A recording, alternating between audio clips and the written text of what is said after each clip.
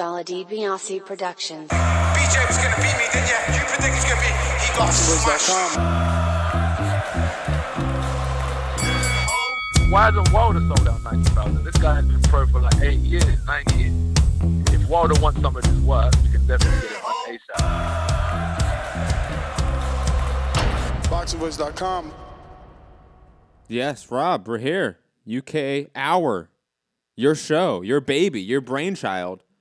Yeah, you left me out to dry then. I thought, shit, have I got to introduce this or what? No, I was going to introduce it, of course. But, I mean, this is like... That's my intro. And then I was like, what? This is the pilot before the pilot episode is what I want to call it. Pre-pilot. Pre-pilot, you know, because this is like the dry run. This is the dress rehearsal, whatever you want to call it. Whatever, you know, floats your boat. Because obviously, you know, coming into whenever we're going to do the pilot episode, we want it to be free to the public, new overlay, new branding, everything. So we're going to wait till that happens to officially unleash this thing. But with Ness gone, a bunch of topics coming out today, we thought, why not? Well, I thought, why not at least, you know, present this idea to the Patreon listeners, Patreon fans and family. Yeah. So what's up, Rob? How you doing? Yeah, good. Rough day at work, but you know, a bit of UK news, a nice little bit of God Save the Queen there, and I'm hyped and ready to go, Matt. You liked that, didn't you?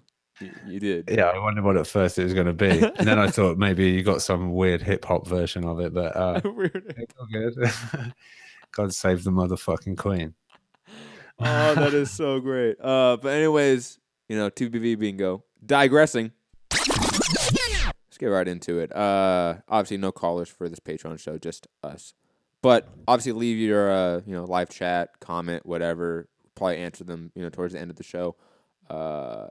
But obviously, the news that I think is sort of not breaking like boxing Twitter sphere, but definitely like everyone's paying attention to it, is the Julio Cesar Chavez Jr.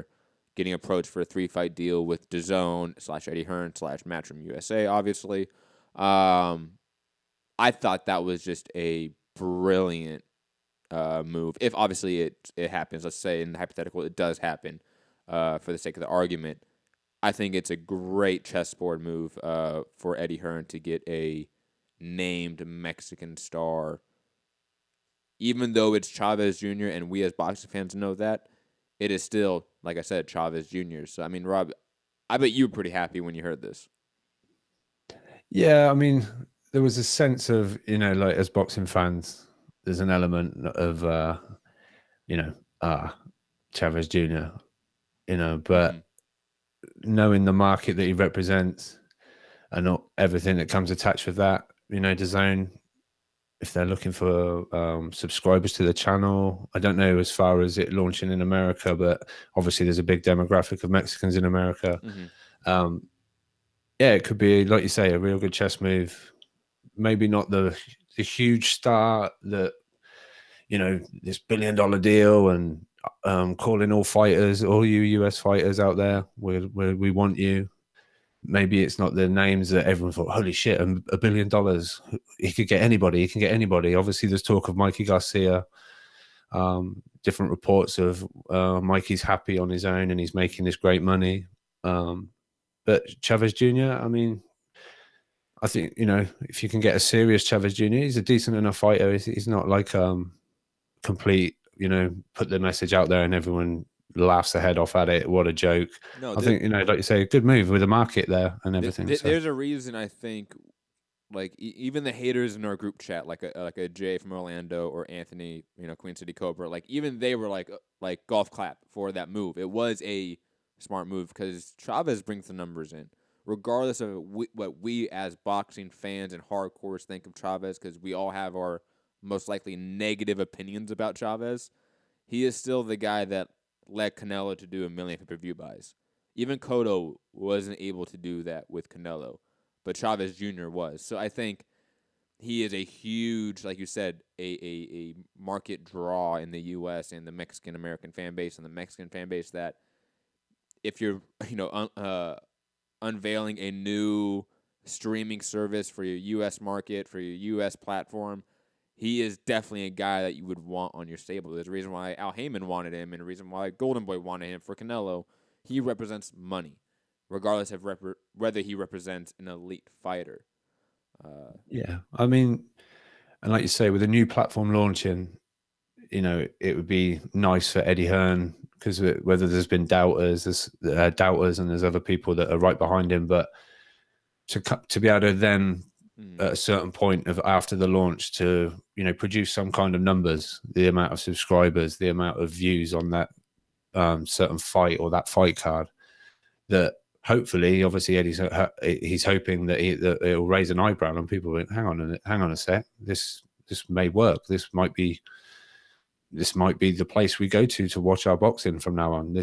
So a big Mexican draw, why not? It's only going to help, I'm sure. So, yep, as much as it was maybe laughed upon, it's also a real potentially good business move. So I'm kind of happy with it. Completely agree. This is Michael Benson's tweet, because he is usually the guy that is putting out all this information on Twitter and that then goes viral, saying Julio Cesar Chavez Jr. has revealed he is speaking to Eddie Hearn, in all caps, about potentially signing a 3-fight deal to appear on DAZN. Just wanted to at least give Benson the credit for that one, as you guys can see that tweet on your screen. I know Robbie can't, but you listening can. Moving on to your boy, your buddy, your brethren, Tyson Fury. What do you think about this comeback opponent? What's his name? It's like I'm going to do a horrible Sefer Safari, something like that. Well, you added way too many Zephyrs, so I'm going to try to do it. Zephyr Zafari, or Zephyr Zafari. That's where you thought I'd done too many. I just tried every way of saying it. Yeah, in a row. In a row. Zephyr Safari. Shout out to the number 2 ranked Albanian heavyweight. I believe out of 2. And his brother's the other one. There you go. Yeah, you did give out the whole story. I didn't know if you knew the full, of course, the full story. But initially, I was like, "Oh my god!" I did see this. The guy is 39 years old. He was a cruiserweight. I saw this building up because there were bookies odds on this guy, and he bumped another guy. I can't remember who it was, but to be favorite for the comeback, and a little bit came out about the guy. And in our group chat, I've been saying like he's the number 2 Albanian cruiserweight, but it was never going to be. And as much shit as Fury's been talking that he could take Joshua on his comeback fight, this, that, and that, it was never going to be a name of any great stature in the division. And on reflection and thinking about it, it's just good to have Fury back. It's just between fights that is maybe going to be the concern. Is he going to balloon back up to the big 350-pounder?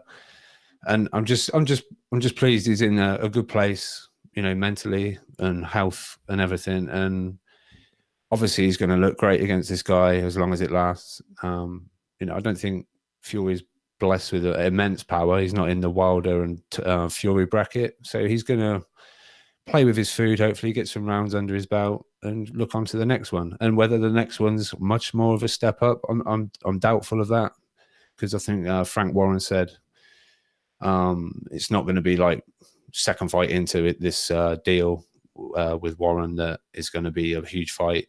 I think he wants 3 or 4 fights before looking at a proper, even like top 10, I think. I think the Joshua fights are quite a way off yet. As they should.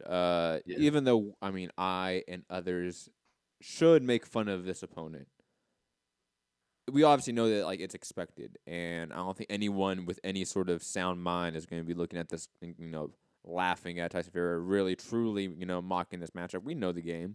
And I think we all, like you said, I echo pretty much everything you said.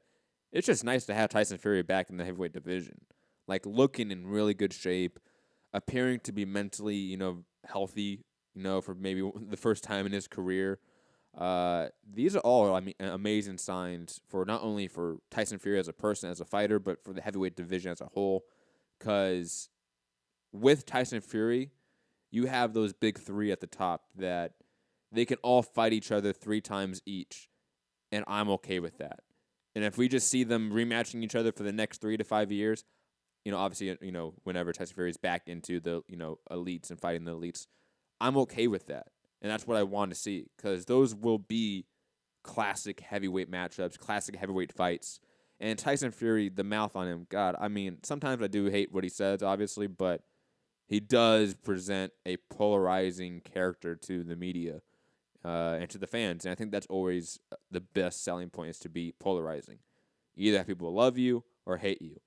When they are indifferent about you, that's where you get screwed over with money and screwed over with fights and the fans, because people don't care.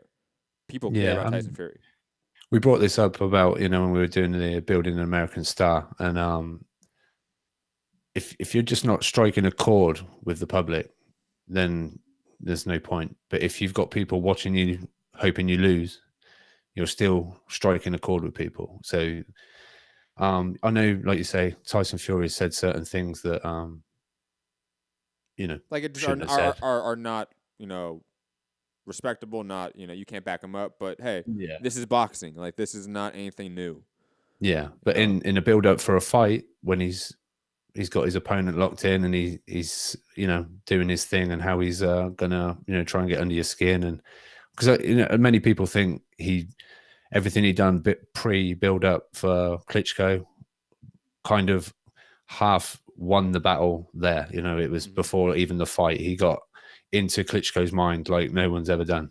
Even though it was kind of corny. Even though some of that shit was corny as hell. Yeah, it's corny, and I think to a point, Klitschko's an intelligent man with his PhDs and whatever he's got. He's an intelligent man. When you've got someone being corny as hell with you, I think that probably troubles you more than just your regular person. When you're intelligent and someone's doing corny shit. If you're at a boxing press conference and your opponent's in a Batman suit, like, how can you mentally be in the zone? Like, regardless of how corny that is. But again, I echo pretty much everything you say. Tyson Fury he is good for the sport. He is a net positive for the heavyweight division, for the sport, for the growth of the sport. So I'm glad he is back. Glad he's healthy. Digressing just very quickly to Julio Cesar Chavez. Opponents. I know some opponents have been mentioned as possible guys. I believe it was Gabriel Rosado, Vance Martirosyan, and Sergio Mora. I hate all of those. Like, I can deal with a Gabriel Rosado, and Ness, like, that's his boy. Ness would be like, "Oh, it's Gabriel Rosado. I'm good with that." I'm not, but that's probably the best out of the 3. But between me and you, like, what would be a matchup for Julio Cesar Chavez Jr. that A, would bring out some excitement for the boxing hardcores, and B, bring in subscribers to DAZN? I mean, he's been up and around the weights. I mean, what would he look like being, like, super middleweight, 168? Yeah, probably. Well, obviously we've got the fallout from this current. Well, say current. It's we're trying to get to the end of the World Boxing Super Series 1. So there's fallout from guys that were in that tournament before they even left the tournament, and obviously the winner of the tournament. Chris maybe Eubank. A bit of a stretch. He's not going to go straight into virtually, what would it be, not unification, but almost undisputed title fight. What's I know the Eubanks aren't signed in any way to Eddie Hearn, but they're not like enemies anyway, right? Like they work together in the past. They have, obviously, with the George Groves fight. Like that, is that a possibility? I guess so. I think you throw enough money at the Eubanks, they're going to be more than happy to take it. Because potentially he's the biggest name from that fallout, right? Is a Chris Eubank? Yeah, he's the name, but he's come out of it with quite a tarnished name now. After talking mad game and showing these ultra amazing gym footage, and then just got beat up for 12 rounds. True. I mean, yeah, definitely a bigger guy in George Groves, but he still talked mad greasy about it all. And I mean, he didn't come out of it looking. A lot of people. I mean, Nez was riding with Eubank. He was his boy, and then game over. I think the 3-fight deal, that third fight should be against Callum Smith. That makes the most sense for Julio Cesar Chavez Jr. Yeah, I mean, right? yeah. Like that's the build-up that Eddie Hearn in his mind would probably want to lead to, because Callum Smith is the next quote-unquote guy, right? No. Wait. Uh, Is Callum Smith signed with Frank Warren or Eddie Hearn? is it with Eddie? I think is it? Because I'm not- Liam's with Warren. But Liam- I think Callum's with Eddie, isn't he?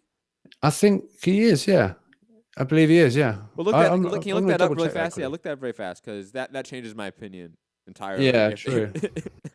Because if it's either whoever's the top guy in the super middleweight division, or it's probably that division for Eddie Hearn, either George Groves or Callum Smith, whoever's signed with them and whoever the highest ranked, whoever wins that matchup, that's the guy that you want to fight Julio Cesar Chavez Jr. on DAZN as a marquee He's with matchup. Eddie. He's with Eddie. Perfect.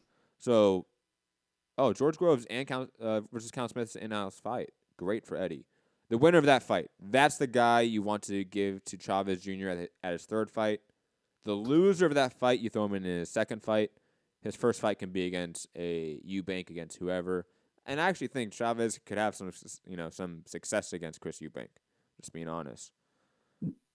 Yeah, I think so, and I think I know it's not going to deal- happen. I know it's not going to happen. We're gonna get a Sergio Mora or a fucking Vans Marta Rosen. God, at 168. What? God, I'm so upset. That one really upset me. I'll be honest. Yeah, I mean, we've just seen him basically step up to 160 and get ironed by Triple G, and now up to 168. I mean, we know Julius Cesar Chavez Jr. There's going to be probably catch weights in this early on, maybe before he settles on a weight. I guess I don't know. He's always, I don't know. Isn't he got a fight coming up that's probably like 169? Unless that was a typo, I read. I have no idea. I'm so upset. I hate those types of fights. Anyways, digressing. Because we mentioned Liam Smith, I'm going to skip to the Liam Smith news next, and then we can double back to other news. Liam Smith will challenge... Oh, let me put the news up. The sources, a.k.a. Michael Benson, a la from ESPN. Liam Smith will challenge Jamie Munguia for the WBO super welterweight title on July 21st or 28th in California. He also puts here, believes that that's the same card as Alberto Machado's WBA super featherweight defense against Rafael Mensah. I'm pretty sure I pronounced that wrong. But anyways, what do you think about this fight? I'm indifferent about it, not because I don't like the matchup. I really like the matchup. I don't know what I think about in terms of who should be the favorite yet. What's your thoughts? I think the world has gone completely bonkers on Jamie Munguia. I think he just beat up basically a welterweight. Let's not forget that Saddam Ali looked like a child in there. Yeah, I mean, he's a big guy, but Callum Smith's not a small. He's quite a tall, long armed, long levers. Liam Smith. Liam Smith. He's a big guy as well. But I just think the world's gone completely crazy for Munguia because the Ali performance. But like you say, look at the size difference completely. And then maybe the power is real, but it wasn't a true test of his power, if you know what I mean. So, I like it. I mean, Liam Smith was the mandatory for Ali anyway, and then he got, I think it was like a skin allergic reaction. Poor Liam Smith. The fact that he was lined up to fight Saddam Ali, and I thought he could. I was probably going to pick Liam Smith against Saddam Ali just because. Yeah, and now he's got this new myth monster. Oh, poor Liam Smith, man. And Liam Smith got wrecked in the first fight against Liam Williams. Like, I thought Liam Williams won that hands down, but obviously it didn't go that way anyways. But he got beat up in that fight. And Williams was not a heavy hitter going into that. Munguia is, and he's a big 154-pounder, man. Whew. Poor Liam Smith, that poor fucking bastard. Yeah, I mean, he's in the Jared Hurd model, right? He's a big 154. But yeah, I mean, I like it. I'm a UK guy. I ride with my countrymen. I think Smith's quite a decent, he jabs, jab, jab, jab. He's quite fundamentally good, and I liked him yeah, in it'd the be a good Canelo fight. fight. I thought he did pretty well in the Canelo fight until he got stopped. I Yeah, think yeah, everyone overlooks that, to be honest. Just my honest opinion. yeah. I agree. Again, but maybe the concern because Canelo obviously hits hard, and if this Munguia's power is real at the weight against someone at the weight, we'll have to see, I guess. But And Munguia, in terms of metrics, is a heavier hitter than Canelo. Just in pure metrics. I obviously we don't know that. yeah, In terms of having that power at the elite level, I think Canelo has shown that a little bit more. Hmm. But I mean, Jay Munguia looks like he could be a bruiser. And Yeah, totally. Liam Smith's not a guy that's not going to be there to be bruised up. He's going to be there to be bruised up. And that's Hmm. kind of a stylistic nightmare, I think. I think Liam Smith is obviously much better opponent than Saddam Ali at this weight, blah, blah, blah. But style-wise, it's a very brutal matchup for Liam Smith. The Saddam Ali fight was much better for him. Yeah, But heading over to even though this isn't completely UK news, it becomes UK news, obviously, because of your boy Josh Taylor. Regis Prograis has confirmed that he will enter the 2018-2019 World Boxing Super Series tournament and revealed he's heard talks that Josh Taylor,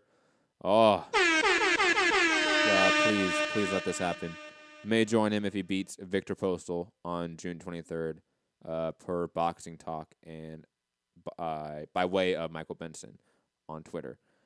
First off, that Josh Taylor-Victor Postal fight is a fight that everyone's sleeping on. That is a great matchup. Secondly, if we get Prograis and Taylor in this tournament, I'm good. I don't need a Jose Ramirez. I don't need the other guys. I am completely okay with just Prograis and Taylor in this tournament. It can be depending on the draw. I think that's the final, right? yeah, and obviously I think I don't need anyone else in this tournament. Like I just want these two guys fighting. Taylor versus Prograis is a fantastic matchup on paper.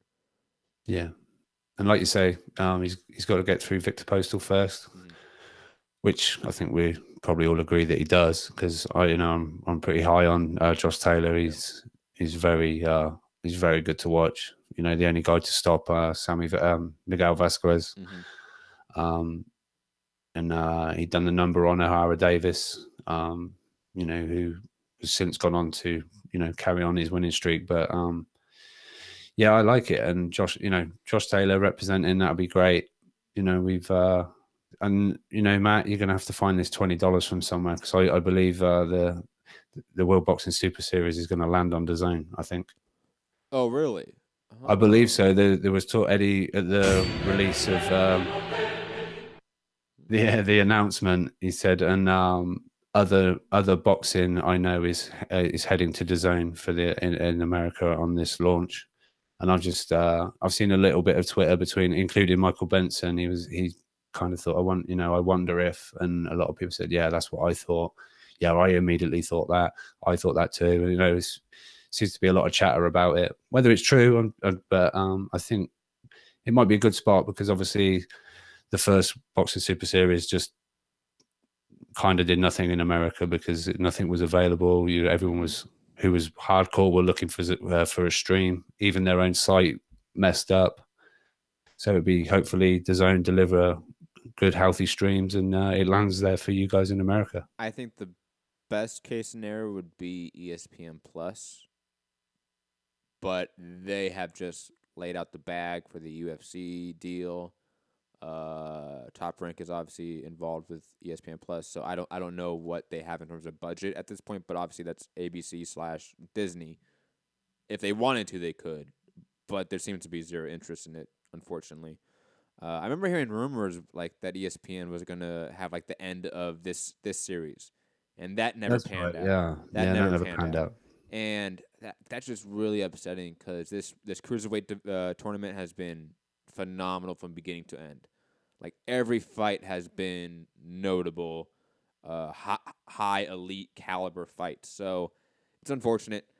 If it's not on ESPN Plus, and obviously Showtime and HBO have shown no interest for it either, unfortunately, I agree that DAZN would probably be the best best case scenario for U.S. fans, because then you also get Eddie Hearn's 32 fight cards a year and World Boxing Super Series, which would have, I mean, God, how many fight cards do they have a year? Well, there's 16, talk say? of 3 divisions this time round for the World Boxing Super Series, and if it's basically 4 quarterfinals, it's a lot of fights. That's Yeah, I mean, let's just say, for argument's sake, that's another 20 fight cards, just for argument's sake. You're talking about 52 fight cards a year. That's literally every weekend on DAZN. 1 a week.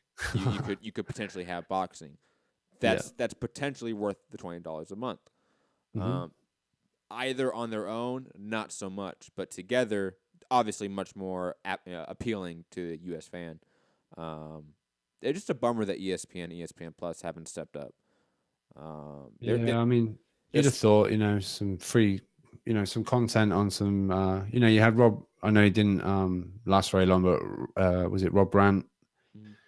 Was in there. I just think, the boxing community. But just a very quickly side note, people wondering about this DAZN and how serious they are and how deep their pockets are. They just got the viewing rights for the World Cup, the Soccer World Cup in Germany, and that's pretty huge. I mean, I'm not massively clued up on the TV companies in Germany, but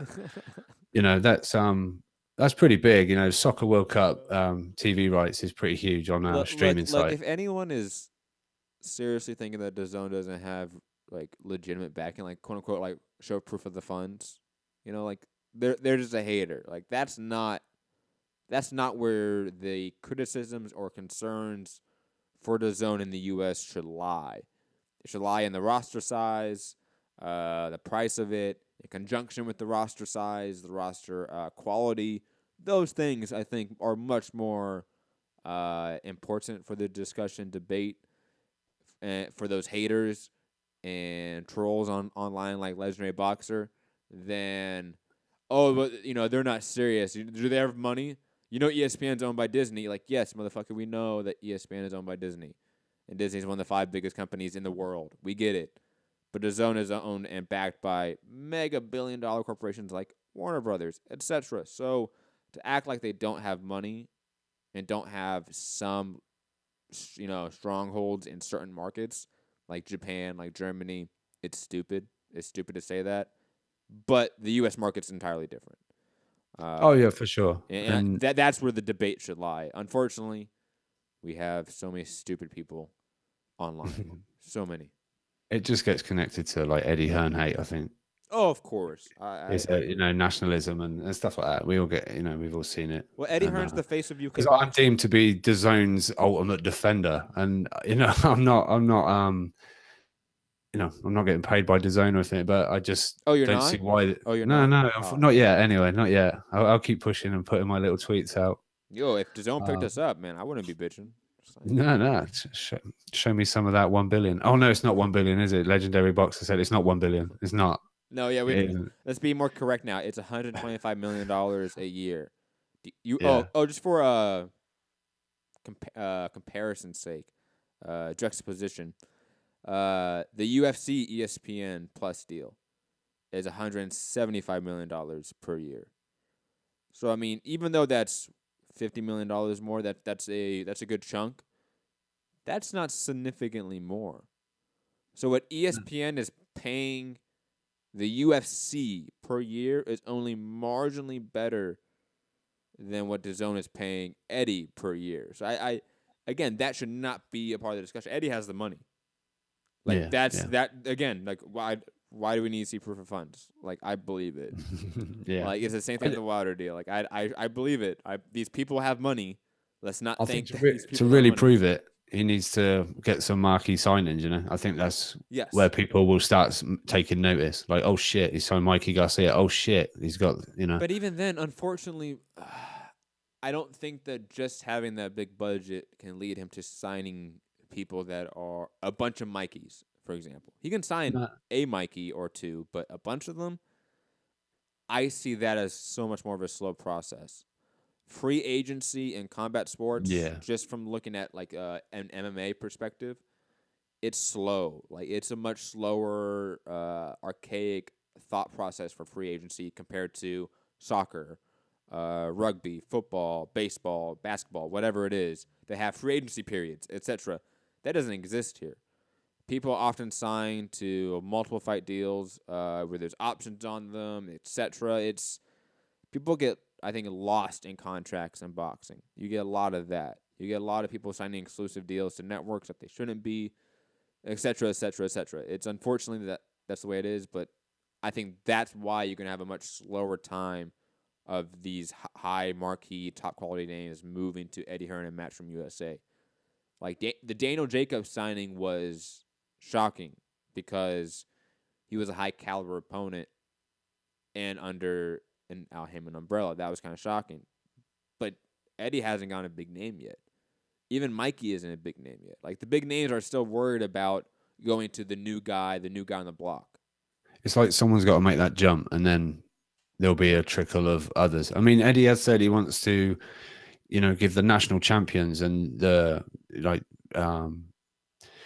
prospects. It's not just about, he's not going to sign the top 20 stars in America, right? It's that those cards can't just all be like potential main events. It's got to be, as we do in the UK, you got your main two guys, maybe a decent co-main, and then it's going to be filled with, your prospects and like your contenders. If he had like a Devin Haney on the come up, like that would have been great. Completely agree. Yeah. But I don't know what the ROI is on that with the return on investment. Yeah, I don't know what that is if you sign a bunch of prospects, what they bring back in terms of viewership. I don't know if that's been proven yet. Obviously, though, I will say this. Bob Arum has made a pretty good living out of it in the last few years because he's put guys like Michael Conlon, Shakur Stevenson, etc., top billing, top headlining, attractions, and they've done well. I don't know what they've brought back in terms of revenue, but they've done decently well in terms of viewership, in terms of attendance and such. What was the fight just recently? They jumped Michael Conlon as if the main event. What was the actual fight? Do you remember? He's been a main event a few times actually. No, but there was like apparently a better fight, but because it was in New York on St. Patrick's Day, wasn't it? And they bumped him up to it was the last fight on the card. Yes, there was a world title fight on that card. Yeah, I forget now. Was it Jose Ramirez? Was it Ramirez versus Imam? Amir Imam? Might have been. It might have been that. I know Alex Lemon's yelling at his phone right now. No, it was this card with all these guys on it on this date. It started at this time. You guys didn't know this? Come on. But shout out to Alex Lemon. What was I gonna say? But I mean, there is a case study to say that you can be successful and show prospects in the U.S., but the only guy that's really been successful at it has been Bob Arum. And he's always had a huge, to Ness's point, he's been right about this. Bob Arum and Top Rank have always had a huge machine behind them. Whether it's HBO, whether it's ESPN now, they have a huge machine behind them that seems to be invested into the Top Rank brand. I don't know if Eddie Hearn and DAZN have that yet in the U.S. Obviously, in the U.K., they have it locked down, but in the U.S., just different ballgame. But digressing just slightly. What was anything else? Oh, yeah, your boy, McDonald. You can say my boy, because he's English or he's from the UK, and you're gonna have to narrow it down. Well, you've been talking about this fight on the group chat all day, so. Yeah, it's just sort of going under the radar a little bit, I feel. But the hardcores are very excited about Inoue. But Jamie McDonald out in Japan right now. Fights on Friday. I think it's on Sky Sports at 1 p.m. Friday. Oh wow! So I don't know how that relates. I'm trying to take 3 a.m. for you, right? Yes. I think along those lines. Wait, 1 p.m. your time. Yep. 5 hours, it's East Coast time. 8 hours is my time. Fuck math. 8 a.m. East Coast time, and then for me it would be 5 a.m. Okay. Yeah, I'm not gonna be up at that time. Oh, you fake hipster. Yes. That is shocking. Well, come But on. yeah, I mean, Jamie McDonald's not going to win this fight. Like, oh, see, you're on the Inoue mythical mega power hype train. yo, he's been in world title fight since like his 4th fight. Like, Yeah. the guy has beaten a who's who of the low weight classes. Like, Yeah, no. I think he's up against it, to be honest. McDonald, I really, it's a and he's but he's going all the way to Japan. Like, yeah, the fucking what's the term? Oh my god, what? High brain right here, high head. just the very Come thought on. of that. What is that called? Where like you have like you're tired after long flights. Come on. Jet lag. Thank you. You knew Holy it the whole shit, time. really? You knew it the whole time, and you're just like, nope, not gonna help Matt. No, I didn't know where you were going to. You said about when you're tired from a flight. I didn't know where you were going. Fuck Matt. He doesn't need any help here. Yeah, leave him. He's good.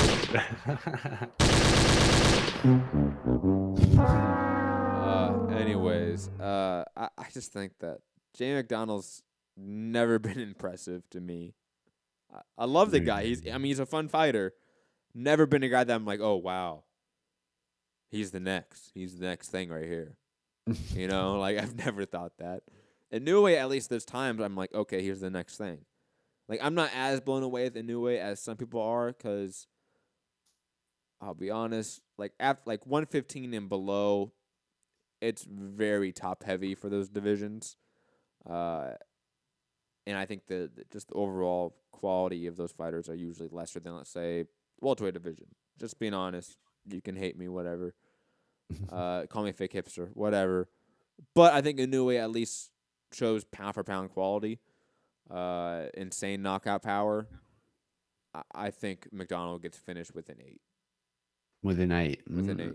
I give McDonald toughness. Like he's gonna last round, and it's gonna be ugly. Like his face is gonna be like that one guy this last weekend.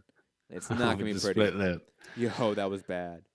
You're a hater. But yeah, I believe Inoue, off the back of this, is joining the World Boxing Super Series. So in the bantamweight division. So that's good. That'd be good. Yeah, I've been hearing Ryan Burnett. Okay. Who else? Tete. Yep. I believe that's all the rumors with the World Boxing Super Series. I don't know if that some are definitely confirmed or not, but until it's announced, we'll have to wait and see. But yeah, I think it's gonna be good. Before we wrap up, just want to give a quick little news announcement. It's not UK news, but it's European news at least. Vasily Lomachenko in talks to fight Ray Beltran August 25th. Get hyped. Per Michael Benson. Let me just quickly show you guys. Yeah, this has kind of been. I mean, Ness called it, and it was a perfect call out of like the plan. Yeah, but when Ness called it, I already kind of knew it. Anyway, it's kind of been spoken of as probably what was going to happen. But yeah, why? Please tell me why you always leave. Please tell me why you always leave. Yo, you need a soundboard to match this. I'm just. I do. I've got plenty in mind. I just need one. But yeah, that's just want to throw it out there, just because it's European. Yeah. Wasn't there some Dillian White you were going to talk about? And oh, that's right. I forgot about that. I don't have it in front of me. Super producer. I'm sorry. Dylan White fighting in July is the rumor. Obviously, the rumor's also been Kell Brook fighting in that month, rumored against Jared Hurd. Also about how Eddie Hearns only said he only has one card that month, implying one UK card, one DAZN card. So there's a lot of rumors thrown out there about that month. My opinion, my hypothetical rumor, just saying. Dylan White versus Kubat Pulev in the O2 in London, and then Jared Hurd versus Kell Brook probably at the Barclays. Yeah, I'm a little unsure that it'll be Hurd, because I thought the first DAZN card was going to be September 22nd, my birthday. That's why it's always lodged in my brain as the first card. So I'm not sure, but as you know, on the show we did it. I kind of like the fight. Everyone else seems to think Brooks signing his own death warrant or whatever. But Well, he is, but I've given no, up. he isn't. I've given up any hope on someone telling Kell Brook to fight a easier opponent. Yeah, Like Kell Brook's gonna do Kell Brook things. So like win titles. he won one. All right. Title. Just There we go. this opponent just happens to have more than one. That's all. It's not our fault that Sean Porter didn't. That is true. Yeah, you can't hate on Brook for that. Yeah, but yeah, that is apparently, and I'm sure I heard an interview with Eddie Hearn saying news coming soon on another card in July. So whether that's DAZN or whether it's another one over here, I'm not sure. But I did put a little tweet out after we did the Kell Brook show with possibly Jared Hurd, saying I like the fight. This will be a war, and Jared Hurd liked the tweet. And also on tweets getting attention, I put a tweet out when there was the news of Joshua Wilder in Vegas, November. I put one out saying, I understand the frustration from the UK fans that it's not going to be in the UK, but we'll travel and paint Vegas with the Union Jacks and everything and blah, blah, blah. And Eddie Hearn replied with the Union Jack. Yeah, and I said, yeah, that's the flag of Las Vegas in November. And he said, you won't need to travel if this fight happens. I still think Eddie's bluffing. I still think even if it's in Wembley or Vegas, I still can't afford to go to either. So I won't be traveling. He was right. Hey, you don't know, man. Shout out to Chavez. You never know. Yeah. Never know. Either way, if we travel to Vegas or you travel to the UK, that's going to be the best live show in the world ever seen. Oh my God, Ness. It'll be like a Western fucking bar fight. Yo, there will definitely be fights. Oh my God, Ness in a bar in Vegas with a rowdy pro Joshua crowd. Brits. You know they're gonna outnumber Wilder fans. Like they just are. Oh my God, it's gonna be great. I want to be there. I don't want to even go to the fight. I just want to be in that room. Somebody has to make sure that Ness is consistently high, so he's always happy and not drinking too much, because he will slap a British person if they talk too much shit. I know Ness. I know he's going to be very, very heavy on the Bomb Squad soundbite all the way through the night. Oh my God! And it'll just we might get attacked on stage. Like that might happen. I will control my brothers and calm everybody down. I will play peacemaker. But if Nez hits one too many bomb squads, I might just swing my stool anyway. That is true. That is definitely true. But obviously, shout out to the Patreon family. I hope you like this new show, this new podcast. Definitely going to be on the free version, not necessarily going forward, not necessarily the next time, but eventually. Whenever we get the full rollout, the full overlay, a new intro, I want a new intro for this podcast. I want this show to get the treatment that Standing 8 Count did not get. Standing 8 Count only got a single overlay, and everything else I have had to make. So shout out to Ness for that. Thank you. I mean, Nez gave me the green light to hit up Dollar DiBiase to try and come up with a new intro. Perfect. Whether it's around that God Save the Queen, I'm not quite sure. It definitely needs an aspect of it in the intro. I'd like a little bit of Sweet Caroline or something like that. Maybe why not a mashup? I mean, it's definitely possible. We have the best God producer Save the on Queen, YouTube. Sweet Caroline mashup. I'll get onto MTV and see what they can do. And also, fingers crossed, I'm hoping to get a sponsor for the show as well. Yes, a sponsor for this individual show to help obviously support ourselves. I mean, because we need it. Yeah. What else? Definitely leave a comment below what you think, any sort of input on what the show should be like, if you think it should be different than anything else that we do, or the same, just with a UK-centric theme.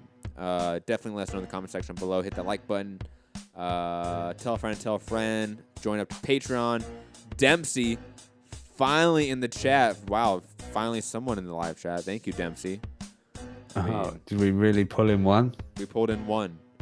Oh, wow. Pulled in one. Now, hey. For a pre-pilot, that's pretty fucking awesome. For a pre-pilot, that is pretty fucking amazing.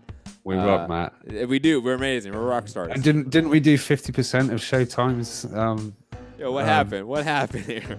what was it? We did like we did over 50% of the views for the Lee Selby Josh Warrington fight that Showtime actually quote unquote televised on their YouTube channel. We did 50% of those viewerships for our live fight chat of that fight. I think that's pretty funny, man. That's pretty good. Yeah, great team.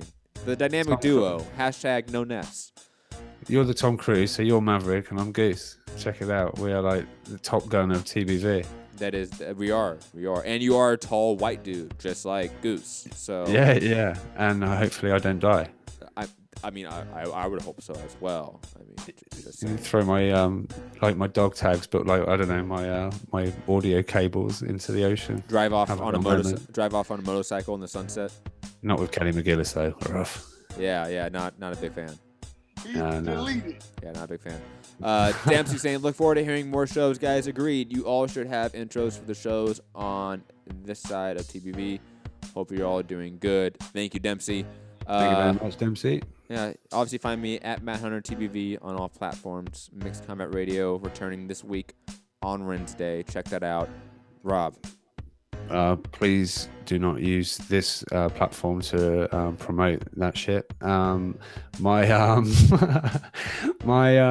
Instagram and IG both the same at UKRobTBV. Hit me up. Show some love. I've got to get some followers because yeah, you need some. Some of these other guys I wouldn't say powering away, but they're doing all right. There's no Ryan Garcia's up in here, so. Agreed. Peace. Later.